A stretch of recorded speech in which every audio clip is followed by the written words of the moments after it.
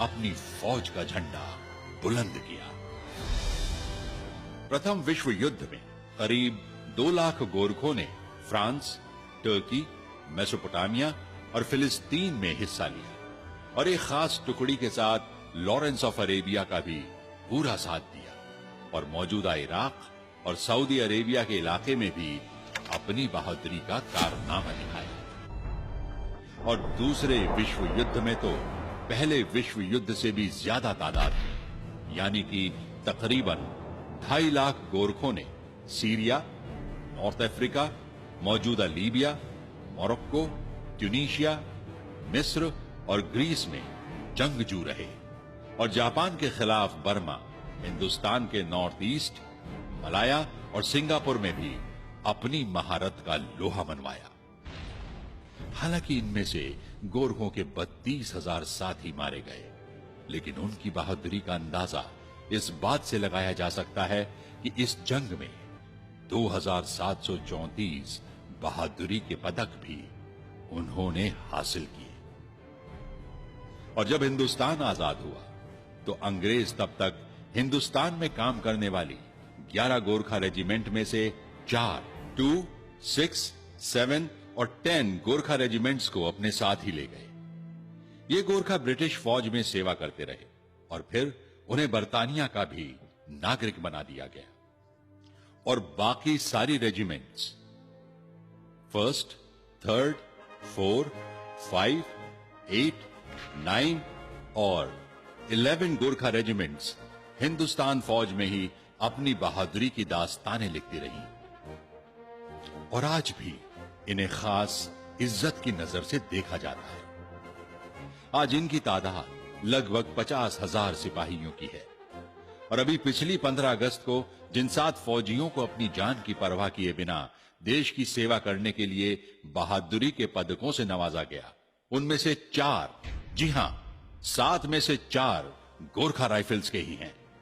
गोरखों की इस खुद से पहली जिम्मेदारी, या यूं कहें कि जान हथेली पर रखकर अपनी जिम्मेदारी को अंजाम देने की फितरत को सारी दुनिया ने माना है। 1911 में गोरखा ही थे जब ब्रिटिश फौज ने किसी फौजी को बहादुरी का मेडल दिया था। दरअसल कुल 16 विक्टोरिया क्रॉस जो नेटिव सोल्जर्स को दिए गए, उनमें 13 गोरखों को मिले जिन्होंने नमक का हक अदा करने के लिए अपनी जान निछावर कर दी थी।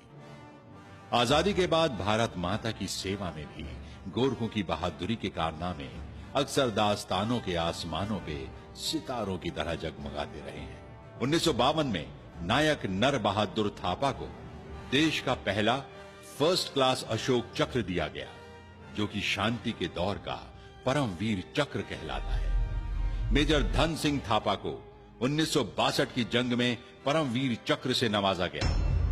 उनकी सूची खासी लंबी है, जिन्हें महावीर चक्र, वीर चक्र, कीर्ति चक्र, शौर्य चक्र से नवाजा गया। आजादी के बाद पहली बार 2 गोरखा अफसरों ने तरक्कियों की सारी पुरानी हदों को पार करते हुए लेफ्टिनेंट जनरल के ओहदे पर पहुंचने में कामयाबी हासिल की। ये हैं लेफ्टिनेंट जनरल शक्ति गुरुंग, पीवीएसएम, यूवाईएसएम, एवीएसएम, वीएसएम, जो कि बाद में सेना सचिव के ओहदे से सेवानिवृत्त हुए, और लेफ्टिनेंट जनरल राम सिंह प्रधान, एवीएसएम, एसएम, वीएसएम, दूसरे और गोरखा अफसर हैं जो कि इस आला मुकाम पर पहुंचे। और हमारे लिए फख्र की बात यह है कि आज का ये खूबसूरत गोरखा द्विशताब्दी महोत्सव भी इन्हीं 2 अफसरों की कोशिशों का नतीजा है। ये गोरखों की वफादारी और बहादुरी ही है कि जो उनके सीनों की खूबसूरती देश की सेना के नवाजे सैकड़ों मेडल्स ने बढ़ाई है। गोरखों की बहादुरी ही है जिसने हिंदुस्तानियों के दिलों पर ही नहीं बल्कि शायरी के कलाम पर भी कब्जा किया है और उन्हें ऐ मेरे वतन के लोगों जैसे मशहूर नज्म में भी मुकाम दिया। गोर के नमक का कर्ज कभी न भूलने वाली कौम है। यही वजह है कि उनकी बहादुरी की दास्तानें हिंदुस्तान की हर जंग और यहां तक कि दहशत के खिलाफ जंग में भी मिल जाती हैं। हालांकि गोरखों के फौजी कारनामों की वजह से उन्हें सीमित कर दिया गया, और वो ये कि गोरखे सिर्फ अच्छे फौजी या फिर गार्ड ही हो सकते हैं। इस सोच ने गोरखों की सलाहियतों पर पर्दा डाल दिया। यही वजह है कि आज भी जब गोरखा रेजिमेंट दुनिया भर में अंजाम दिए अपने तमाम जंगी और फौजी कारनामों के 200 साल मना रही है, तो भी गोरखा कौम अपनी वजूद को समाज के दो राहे पर पाती है। आज भी गोरखा को हर रोज देश के किसी ना किसी कोने में, जो कि उसका अपना घर है, उसमें न सिर्फ अपनी पहचान के सवाल का सामना करना पड़ता है, बल्कि गैर बराबरी के एहसास से भी दो चार होना पड़ता है। और आज भी गोरखों को समाज की मुख्य धारा में लाने के लिए खासी कोशिश करनी पड़ती है। एक बहुत आम सोच ये भी है कि गोरखे नेपाली हैं क्योंकि उनकी जबान, तहजीब और साहित्य नेपाली है।